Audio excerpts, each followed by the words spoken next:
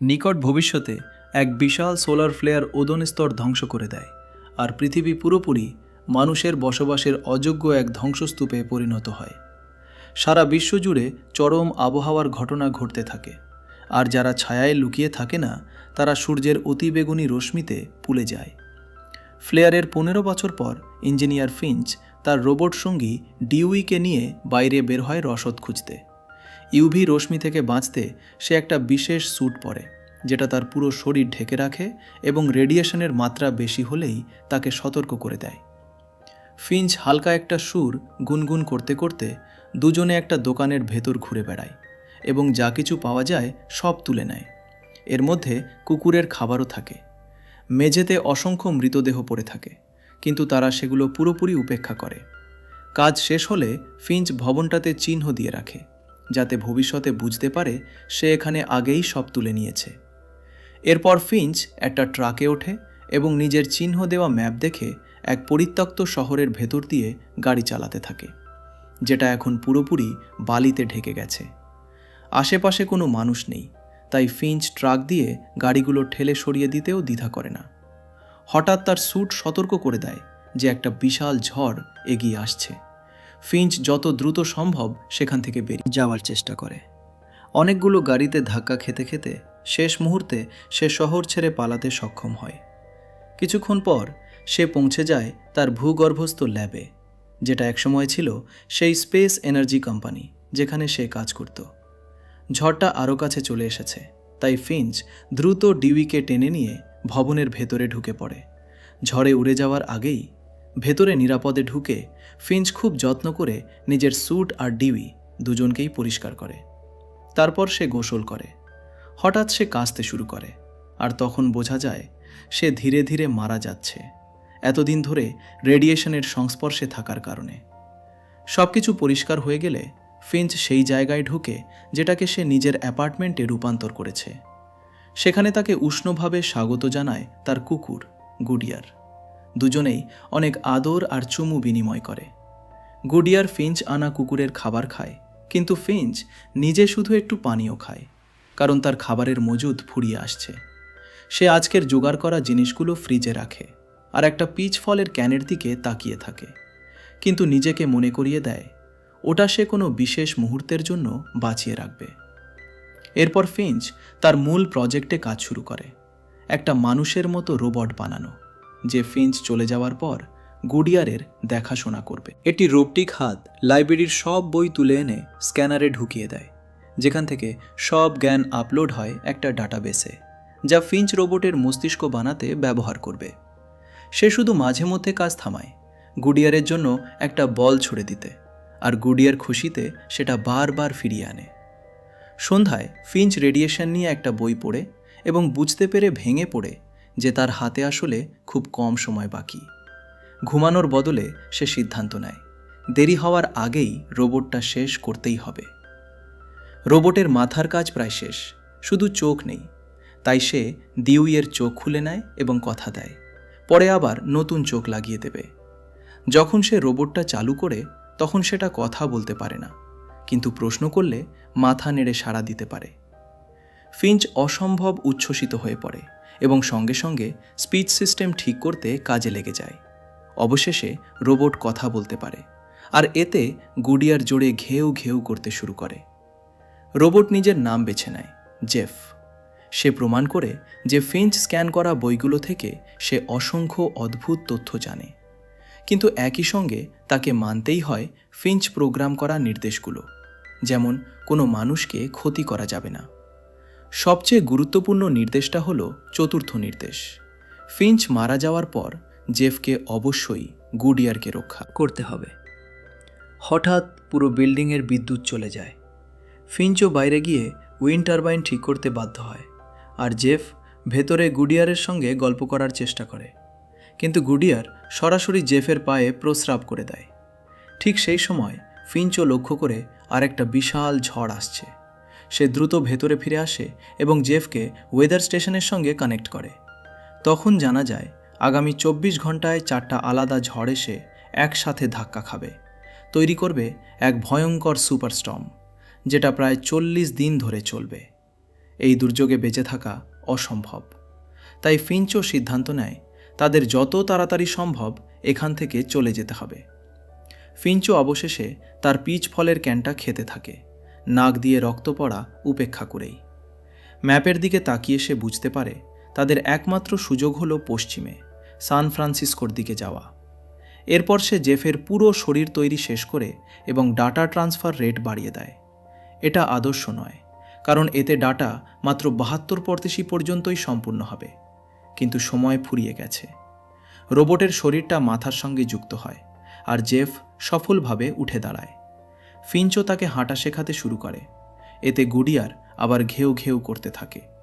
প্রথমে কয়েকবার পড়ে যায়, কিন্তু অল্প সময়ের মধ্যেই জেফ ঠিকভাবে হাঁটা শিখে ফেলে। এরপর ফিঞ্চ দরকারি সব জিনিস গুছিয়ে নেয়, সঙ্গে তার পোস্টকার্ডের সংগ্রহটাও নিয়ে যায়। ডিউই বারবার জিনিসের ধাক্কা খাচ্ছিল, তাই ফিঞ্চ সিকিউরিটি ক্যামেরা ব্যবহার করে তাকে নতুন চোখ দেয়। এরপর সবাই মিলে একটা আরভিতে ওঠে আর অবশেষে যাত্রা শুরু হয়। পথে তারা দেখে চারপাশের সব জায়গায় এখন মরুভূমি। ফিঞ্চ তাদের আগের দিনের কথা বলে, যখন চারদিকে বুনো ফুল আর মৌমাছি থাকত। জেফের মাথার ভেতরে একটা অংশ ঢিলা হয়ে যায়। তাই তারা যখন একটা নতুন শহরে পৌঁছায়, ফিঞ্চ থামে তাকে মেরামত করার জন্য। ফিঞ্চ কাজ করার সময় জেফ পোস্টকার্ডগুলো দেখতে থাকে।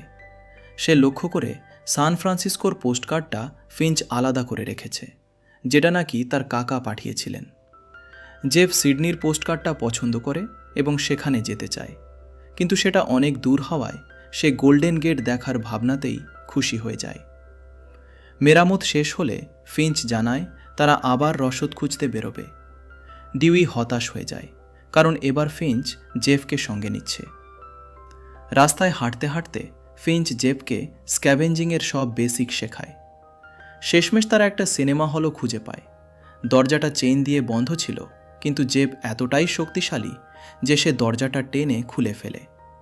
ভেতরে ঢুকে জেফ প্রথমবার আয়নায় নিজেকে দেখে অবাক হয়ে যায়। আর ফিঞ্চ খুশি হয়ে একটা পপকর্নের ব্যাগ খুঁজে পায়। সে ব্যাগটা বাইরে এনে খুলে দেখায়। সূর্যের তাপ এতটাই ভয়ঙ্কর যে কয়েক সেকেন্ডেই সব ভুট্টা ফেটে পপকর্ন হয়ে যায়। এই ছোট্ট মজার মুহূর্তটা ভেঙে যায় যখন তারা দূরে ঝড় আসতে দেখে। তারা সঙ্গে সঙ্গে আরভিতে ফিরে শহর ছেড়ে বেরিয়ে যায়, কিন্তু ঝড়টা প্রায় ধরে ফেলছিল। আর কোনো উপায় না দেখে তারা আশ্রয় খোঁজে। ফিঞ্চ জেফকে দিয়ে তার দিয়ে আরভিটা বেঁধে ফেলতে বলে।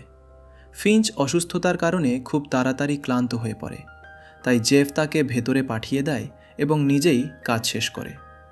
গুডিয়ারকে একটা ক্যাবিনেটে ঢুকিয়ে দেওয়া হয়। ফিঞ্চ সব জানালা ঢেকে দেয় এবং জেফকে ডাক দেয়। জেফ শেষ তারটা বেঁধে ঠিক ঝড় শুরু হওয়ার আগ মুহূর্তে আরভির ভেতরে ঢুকে পড়ে। ঝড় আছড়ে পড়তেই আরভিটা ভয়ঙ্করভাবে কাঁপতে থাকে। ফিঞ্চ আর জেফ আসবাবপত্র ধরে রাখার চেষ্টা করে আর একে একে সব তার ছিলে যেতে থাকে। শেষে মাত্র একটা তার বাকি থাকে। কয়েক মিনিটের তাণ্ডবের পর ঝড় চলে যায়। বাইরে এসে ফিঞ্চ দেখে শেষ তারটা ছিল সেটাই যেটা জেফ নিজের বিশাল শক্তি দিয়ে বেঁধেছিল। কিন্তু সে এটাও খেয়াল করে একটা টায়ার পুরো নষ্ট হয়ে গেছে। ভাগ্য ভালো তাদের কাছে স্পেয়ার টায়ার ছিল। জেফ সহজেই নিজের শক্তি দিয়ে আরভিটা তুলে ধরে যাতে ফিঞ্চ টায়ার বদলাতে পারে। সেই জায়গাতেই তারা রাত কাটায়। পরদিন সকালে সোলার প্যানেল খুলে আবার যাত্রা শুরু করে। জেফ গুডিয়ারের দিকে ঘেউ ঘেউ করে ভাবছে সে বুঝি কুকুরের ভাষা শিখে ফেলছে। ফিঞ্চ তাকে বোঝায় গুডিয়ারের বিশ্বাস পেতে সময় লাগবে। পথে আবার চলতে চলতে জেফ প্রশ্ন করে, বিশ্বাস আসলে কি? ফিঞ্চ জানে না এত জটিল বিষয় কিভাবে বোঝাবে, তাই সে একটা গল্প শোনায়। তার প্রথম চাকরিতে তাকে একদল খারাপ কর্মীর সঙ্গে কাজ করতে দেওয়া হয়েছিল। ফিঞ্চ একাই একটা সফটওয়্যার সমস্যার সমাধান করেছিল, কিন্তু পরে পুরো টিমকেই কৃতিত্ব দেয়। এতে সে তাদের বিশ্বাস জিতে নেয়। কিন্তু জেফ এই গল্প বুঝতে পারে না। সে বলে, ফিঞ্চের আসল সমস্যা তো এটাই ছিল যে সে শুরুতেই তাদের বিশ্বাস করেনি। এই কথোপকথন থেমে যায় যখন ফিঞ্চ ভয়ানকভাবে কাশতে শুরু করে। তাই সে রাস্তার ধারের একটা রেস্টুরেন্টে গাড়ি থামায় বিশ্রামের জন্য। সে আরভিটা ছায়ার নিচে পার্ক করে এবং স্যুট ছাড়াই ভেতরে ঢুকে পড়ে আর সঙ্গে সঙ্গে রক্ত কাশতে শুরু করে। হঠাৎ সে কুকুরের ডাক শুনে দেখে জেফ গুডিয়ারকে বাইরে নিতে পারছে না। তাই ফিঞ্চ নিজেই লিজ ধরে কুকুরটাকে ভেতরে নিয়ে আসে এবং জেফকে আরভি পাহারা দিতে বলে। ভেতরে ফিঞ্চ গুডিয়ারের সঙ্গে একটু আদরের মুহূর্ত কাটানোর চেষ্টা করে। সেই সময় জেফ আরভি চালানো শিখতে চেষ্টা করে। সে কিছু মিউজিক চালাতে সক্ষম হয়। তারপর গাড়ি চালাতে গিয়ে ভুল করে একটা গাড়িতে ধাক্কা মারে। ফিঞ্চ এটা দেখে দৌড়ে বাইরে আসে। গুডিয়ার তার পেছনে আসে এবং প্রায় সূর্যের আলোয় পা দিয়ে ফেলছিল। শেষ মুহূর্তে ফিঞ্চ তাকে টেনে থামায়। এরপর ফিঞ্চ জেফকে বকাঝকা করে এবং তাকে আরভি ফিরিয়ে আনতে বলে। কিন্তু জেফ শেষমেশ রেস্টুরেন্টের একটা পিলারে ধাক্কা মারে। রেগে গিয়ে ফিঞ্চ কয়েক সেকেন্ডের জন্য নিজের হাত সূর্যের আলোয় ধরে রাখে, প্রমাণ করার জন্য কতটা ভয়ঙ্কর জ্বলে। সে জেফের ওপর চিৎকার করে বলে, বড় হও, আর মনে করিয়ে দেয় তার প্রথম দায়িত্ব গুডিয়ারের যত্ন নেওয়া।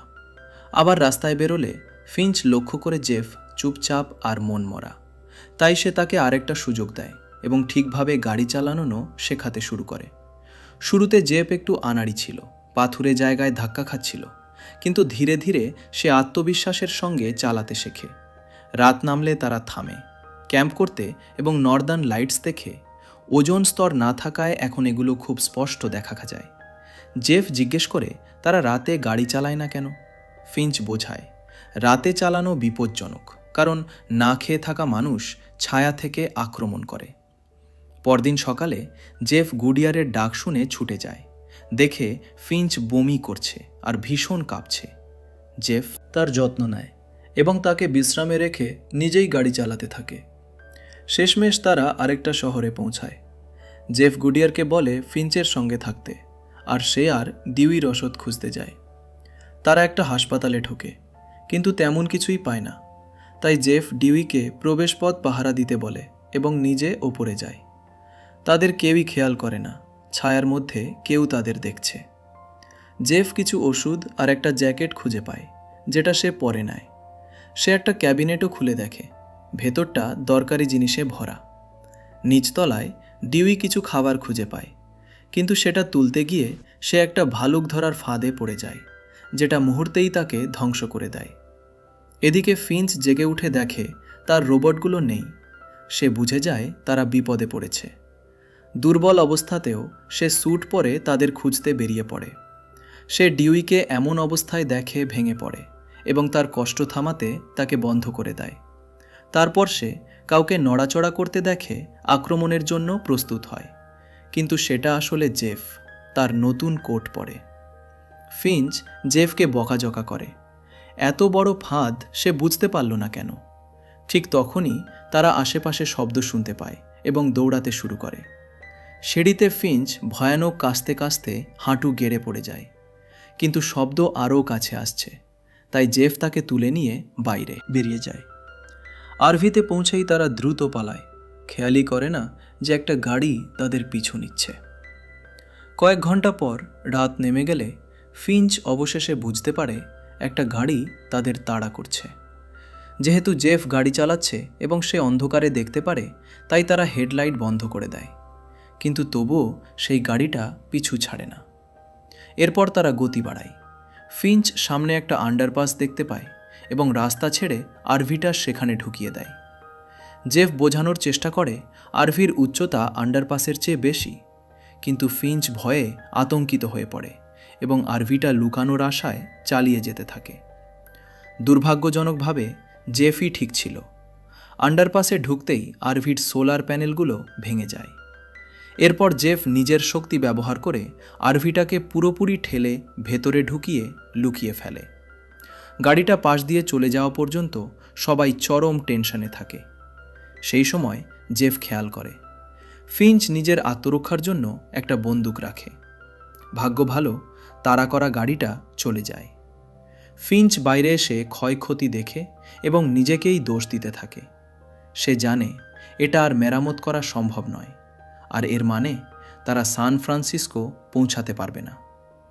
জেফ তাকে সান্ত্বনা দিতে গেলে ফিঞ্চ হঠাৎ রেগে গিয়ে তার উপর চেঁচিয়ে ওঠে। তবুও জেফ হাল ছাড়ে না। সে ফিঞ্চের পেছনে আরভির ভেতরে ঢুকে বলে সে ফিঞ্চকে বিশ্বাস করে এই কথায় ফিঞ্চ আরেকটা গল্প বলতে শুরু করে। সোলার ফ্লেয়ারের পর মানুষ তখনও বাঁচার উপায় শিখছিল। একদিন ফিঞ্চ একটা সুপারমার্কেটে ঢুকেছিল এবং শুধু এক ব্যাগ নুডলস পেয়েছিল। তখন সে দেখে একজন মা আর তার মেয়ে একটা ট্রলি ভর্তি জিনিস নিয়ে দাঁড়িয়ে আছে। মেয়েটার হাতে একটা বন্দুক ছিল আর মা তাকে বারবার বলছিল কাউকে দেখলেই গুলি করতে। গুলি খাওয়ার ভয়ে ফিঞ্চ লুকিয়ে থাকে। ঠিক তখনই একটা পাগল লোক শটগান হাতে এসে তাদের জিনিস চাইতে থাকে। মা নিজেকে রক্ষা করতে গেলে ধস্তাধস্তির মধ্যে লোকটা একের পর এক গুলি চালায়। ফিঞ্চ যখন বেরিয়ে আসে ততক্ষণে মা আর মেয়ে দুজনেই মারা গেছে। হঠাৎ সে একটা আওয়াজ শোনে। মেয়েটার ব্যাকপ্যাক খুলে দেখে ভেতরে একটা ভয়ে কাঁপতে থাকা ছোট্ট কুকুরছানা। সেদিনই ফিঞ্চ গুডিয়ারকে নিজের করে নেয় এবং কথা দেয় যে করেই হোক সে তাকে রক্ষা করবে। আর সেই দিনই সে শেখে কাউকে বিশ্বাস না করতে। পরদিন সকালে ফিঞ্চ বিশ্রাম নেয় আর জেফ গাড়ি চালাতে থাকে। জেফ আবার পোস্টকার্ডগুলো দেখে এবং আবিষ্কার করে সান ফ্রান্সিসকোর পোস্টকার্ডটা আসলে কাকার নয়, বাবার সই করা, আর বাকি সব পোস্টকার্ডের পেছনে কিছুই লেখা নেই। হঠাৎ কম্পিউটার জানায় এই এলাকায় ইউভি রেডিয়েশন বিপজ্জনক নয়। ঠিক তখনই আরবি একটা প্রজাপতিকে ধাক্কা মারে।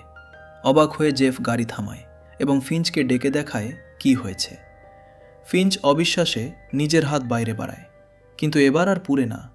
সে সঙ্গে সঙ্গে বাইরে বেরিয়ে আসে এবং বহুদিন পর আবার সূর্যের উষ্ণতা উপভোগ করে। সে আশ্চর্য হয়ে দেখে আরও প্রজাপতি, এমনকি একটা ফুলও আছে কাছেই। কয়েক ঘন্টা পর পথ চলতে চলতে তারা দেখে চারপাশে অনেক গাছপালা জন্মাতে শুরু করেছে। উদযাপন করতে ফিঞ্চ তার সুন্দর স্যুট পরে আরভি থামায় এবং সূর্যের নিচে পিকনিক করে।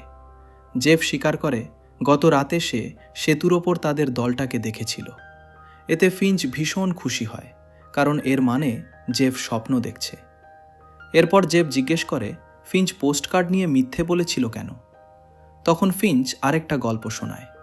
সে যখন ছোট ছিল তার মা বলতো তার বাবার রক্তে ভাইকিংদের রক্ত আছে। ফিঞ্চ জেফকে একটা ভাইকিং ফিউনারেলের ছবি দেখায়। তার বাবা একজন ইঞ্জিনিয়ার ছিল যে ব্রিজ বানাত আর কাজের জন্য ঘুরে বেড়াতো। ফিঞ্চ জন্মানোর আগেই তার বাবা চলে গিয়েছিল।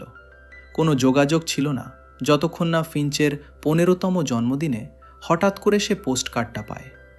তার বাবা লিখেছিল একদিন ছেলের সঙ্গে দেখা করতে চায়। সেই পুনর্মিলনের আশায় ফিঞ্চ এই দামি স্যুটটা কিনেছিল, কিন্তু তার বাবা আর কখনো যোগাযোগ করেনি। সেখান থেকেই ফিঞ্চ পোস্টকার্ড সংগ্রহ করা শুরু করে। গল্প শুনে জেফ উত্তেজিত হয়ে বলে তারা তাড়াতাড়ি করলে 18 ঘন্টার মধ্যে গোল্ডেন গেটে পৌঁছাতে পারবে। কিন্তু ফিঞ্চ তাকে মনে করিয়ে দেয় সে বেশি দিন বাঁচবে না, পৌঁছাতে পারবে না। জেফের কাছ থেকে কথা নিয়ে যে সে গুডিয়ারের ভালো যত্ন নেবে, ফিঞ্চ একটা বল ছুঁড়ে দেখায় কিভাবে কুকুরের সঙ্গে খেলতে হয়। জেফও বল ছোড়ে, কিন্তু গুডিয়ার সব সময় বলটা ফিঞ্চের কাছেই ফেরত আনে, কারণ সে এখনও জেফকে পুরোপুরি বিশ্বাস করে না। হঠাৎ ফিঞ্চ রক্ত কাশতে শুরু করে। জেফ জিজ্ঞেস করে সে কিছু করতে পারে কি না। ফিঞ্চ বলে সে আগেই সব করে ফেলেছে। এরপর তারা হাত মেলায় এবং একটা উষ্ণ আলিঙ্গন ভাগ করে নেয়। ফিঞ্চ আরভির ভেতরে গিয়ে বিশ্রাম নেয় আর গুডিয়ার তার পাশে পাহারা দেয়। জেফ বাইরে থেকে জিনিসপত্র গুছাতে থাকে। সূর্য অস্ত যাওয়ার সময় সে গুডিয়ারের কান্না শোনে এবং বুঝে যায় ফিঞ্চ চলে গেছে। তাদের প্রিয় বন্ধুকে সম্মান জানাতে জেফ আর গুডিয়ার তাকে ভাইকিং ফিউনারেল দেয়, তার ইউভি স্যুট সহ তাকে আগুনে পুড়িয়ে। প্রথমে জেফ দিশেহারা হয়ে পড়ে, কি করবে বুঝতে পারে না। তারপর সে নিজের প্রতিশ্রুতি মনে করে গুডিয়ারের যত্ন নেওয়ার কথা। সে গুডিয়ারকে খাওয়ায়, তারপর তার সঙ্গে বল খেলতে শুরু করে। এই প্রথম গুডিয়ার বলটা জেফের কাছেই ফিরিয়ে আনে। খেলতে খেলতেই তাদের মধ্যে বন্ধন তৈরি হয় আর গুডিয়ার জেফকে জড়িয়ে ধরে।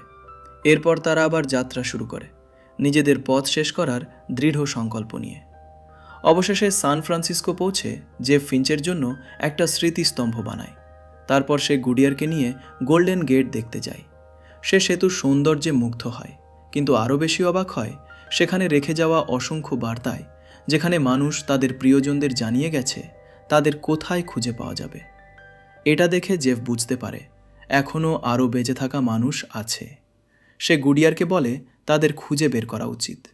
তারপর সে তাদের আঁকা ছবিসহ পোস্টকার্ডটা ঝুলিয়ে দেয় এবং কুকুরটাকে নিয়ে চলে যায়, একটা নতুন জীবন শুরু করার জন্য প্রস্তুত হয়ে। এমন আরও ভিডিও দেখতে সাবস্ক্রাইব করতে ভুলবে না আর নোটিফিকেশন অন করে রাখো। দেখার জন্য ধন্যবাদ।